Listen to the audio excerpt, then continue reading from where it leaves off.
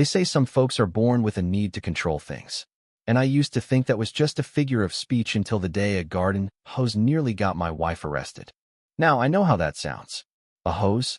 Really? But stick with me, because what started as a routine Saturday morning turned into one of the most surreal and frustrating chapters of our life. And it all began with a woman named Beverly Strickland, the president of our HOA, a woman who saw her clipboard as more powerful than any city ordinance. It was early, sun barely over the pines, dew still clinging to the grass. My wife, June, was in the backyard in her fire trainee gear, running through a scheduled emergency preparedness drill. Not some backyard cosplay. Mind you, this was official, certified, department-approved training.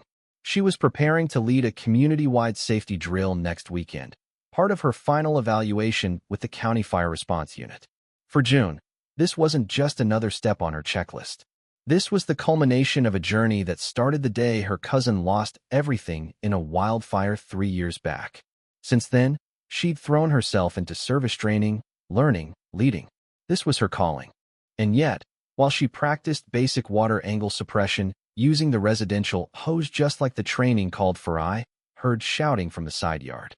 Beverly had marched over with a rolled-up HOA manual in one hand and a phone in the other. She was filming, yelling about unauthorized water use, drought conditions, and some nonsense about my wife impersonating emergency personnel. Now, I get that some people are sticklers for rules, but Beverly wasn't enforcing policy.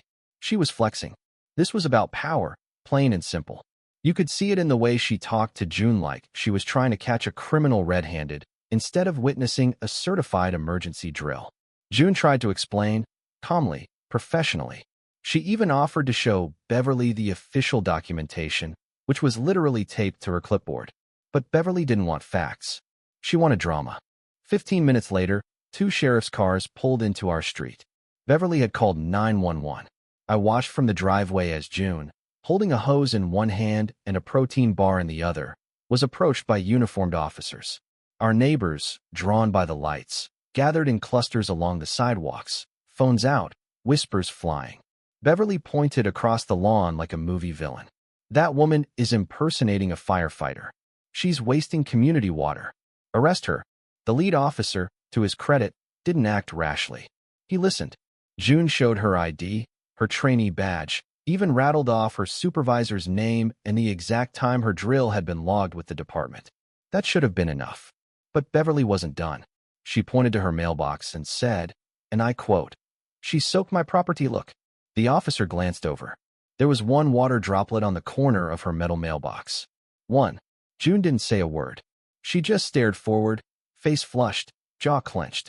Then, as if the universe wanted to put an exclamation point on the absurdity, the officer's radio crackled. A real brush fire had broken out at Maplewood Ridge just 5 blocks away. That was one of the zones June had trained for. Suddenly, everything clicked for the officer. June was part of the drill team slated for that area. Her training wasn't just theoretical, it was about to be needed. He nodded. Go. June grabbed her gear and took off, while Beverly sputtered something about her faking it to look important. The officer didn't even respond. As June drove off, I turned to Beverly and said quietly, "You might have just delayed the only person trained to help stop that fire. Hope your mailbox survives." The fire, thank God, was contained. June helped with the civilian response coordination, couldn't touch department hoses yet, but her leadership earned praise from 2 senior officers. Word started spreading, and that's when Beverly tried her next move.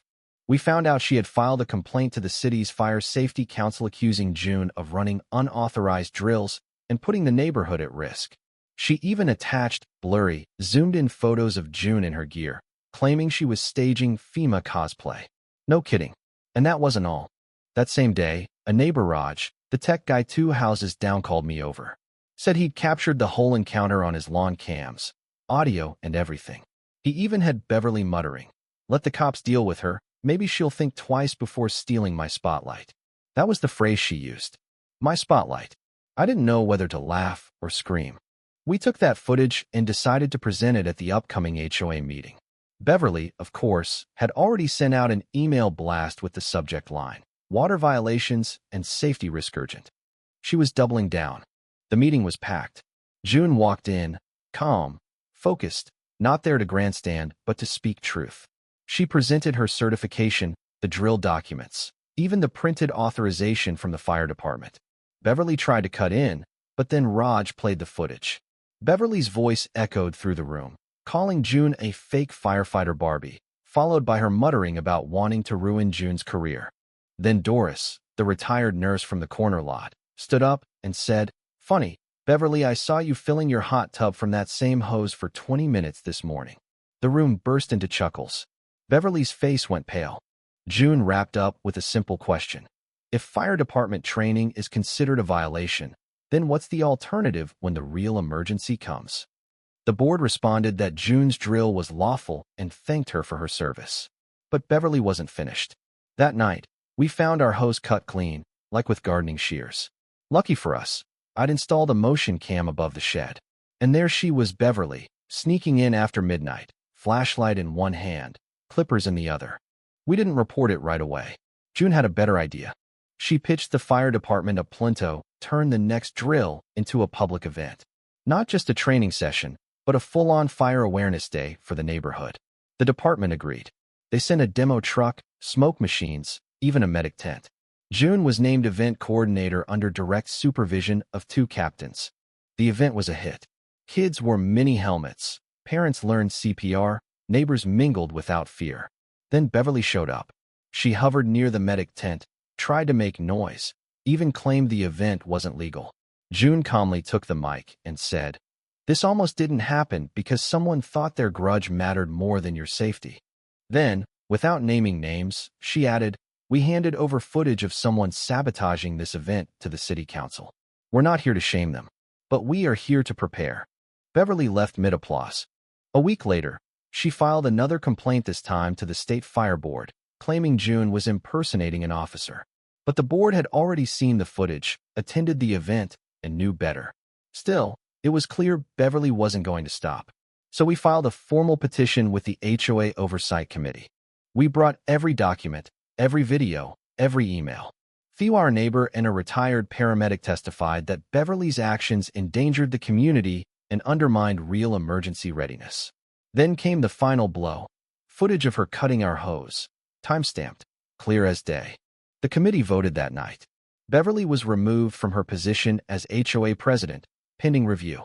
She wouldn't be allowed to file complaints, host meetings, or contact emergency services on behalf of the HOA. She stormed out of the building, visor crooked, muttering something about conspiracies. In the weeks after, the tone of the neighborhood changed. People waved more. They asked questions before jumping to conclusions. And as for June, well, she was invited to speak at a statewide emergency preparedness summit. Her story became a case study not in revenge, but in resilience. Funny how something as small as a hose can reveal who's really here to help and who just wants control. If you've ever had a neighbor like Beverly or dealt with an HOA that thought its rulebook meant more than common sense, drop your story in the comments. Let us know. When does order turn into obsession? When does authority stop serving safety and start serving ego? Because maybe the biggest fires aren't started by matches theory, started by pride. And the only way to put them out is with the truth. Thanks for listening, and don't forget to like, share, and subscribe for more stories just like this one. We've got more HOA heat coming your way real soon.